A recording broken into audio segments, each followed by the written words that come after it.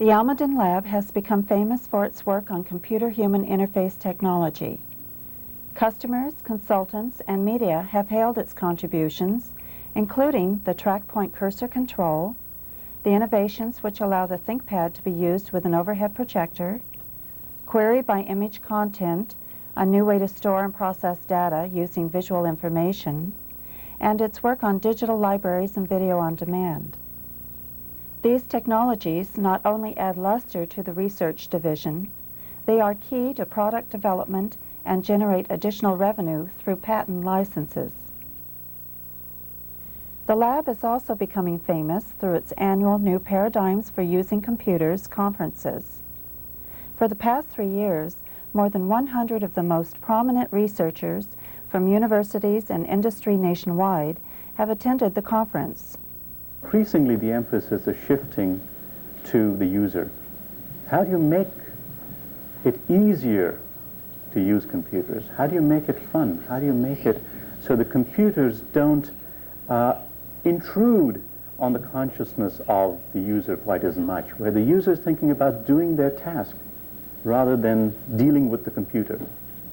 Attendees have heard from some of the top names in the field, including Marvin Minsky, an MIT professor and one of the founders of the field of artificial intelligence. If you want to predict the future, the best way is to invent it, and that's, I think, what we're doing here. They've also heard from Nolan Bushnell, the founder of Atari, the company that virtually started the video games industry.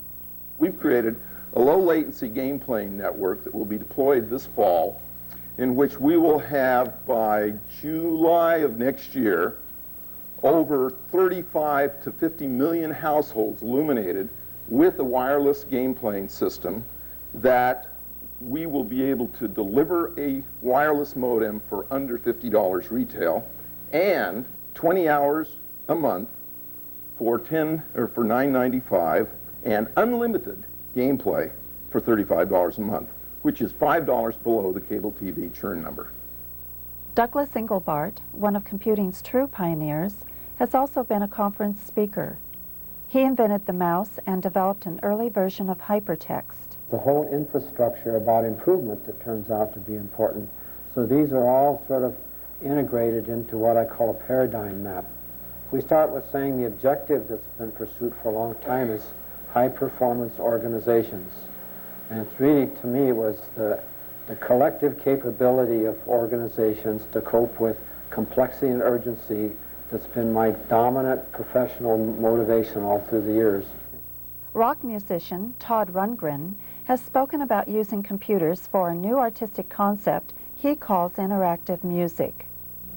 For me, I had to have an artist's philosophical definition of the term in order for me to be able to not only accomplish something technologically, but still feel comfortable as a musician. So this is an interface that was designed with interactive television in mind, and we sort of carried it through the computer implementation. We don't know that we'll continue to do that, but that's the way we did it now. Stanford professor Terry Winograd, an acknowledged leader in the field, has also been a part of the program. When I talked here before, some of you were here may remember, I talked about the information wilderness out there in the network. And what I've come to realize in the intervening time is, of course, that was sort of the wrong metaphor. As it's still a pretty chaotic and confusing mess, but the population has become more like Times Square than the wilderness. So the things that I've been thinking about, and I'll talk mostly about stuff that students are working on in our projects, I would put sort of roughly the general category of how do you interact with other people in this wilderness or in this chaos, as opposed to how do you interact with the chaos. And in particular, what kind of connections do you have that go beyond the sort of chance encounter? The list of speakers also includes many from major companies in the San Francisco Bay Area. Mike Dixon and Ramana Rao of Xerox PARC, James Gosling and Bruce Tognazzini of Sun Microsystems, and Don Norman, a fellow from Apple. New innovative companies have also been represented, by the likes of Marty Tenenbaum of CommerceNet and David Kelly of IDEO Product Development. In addition to the presentations and the discussions that follow, these conferences also give IBMers a chance to interact with their colleagues from around the country. They are also an opportunity for others to see some of the new technology Almaden has to offer. The conferences have been organized and hosted by Ted Selker, manager of the User Systems Ergonomics Research Department at Almaden. Ted himself has been the subject of extensive media coverage on Almaden's contributions to CHI.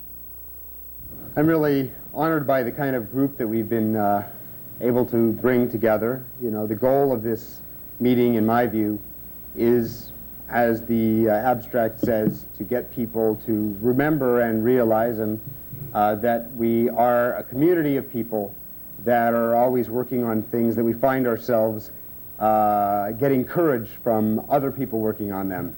These meetings and the work that's coming out of the lab are building Almaden's image as a center of expertise in computer-human interface technology.